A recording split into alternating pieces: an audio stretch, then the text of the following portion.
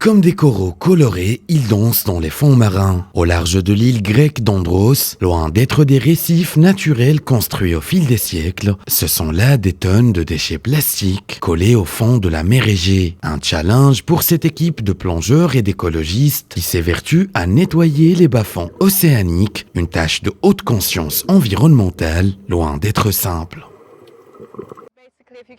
Si vous pouvez imaginer le paradis des mers des Caraïbes, où vous pouvez trouver des récifs de corail partout, de toutes les couleurs, c'est exactement la même chose. Mais au lieu des coraux, ce sont des sacs. Des sacs de couleurs différentes qui jonchent la mer. C'est très effrayant à voir.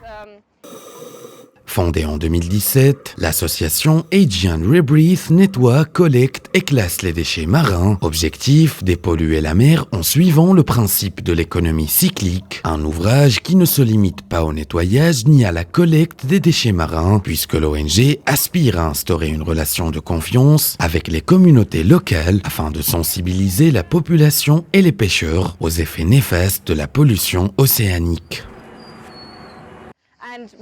Nous avions l'habitude de penser que l'océan est à l'abri, qu'il est immense et que vous pouvez simplement jeter quelque chose là-dedans et qu'il n'y aura pas d'effet secondaire. Mais les microplastiques fonctionnent comme des aimants. Ils s'accrochent aux produits chimiques et aux hormones qu'ils trouvent dans l'eau. Ces résidus entrent ensuite dans la chaîne alimentaire. Ils sont partout autour de nous et sont très toxiques.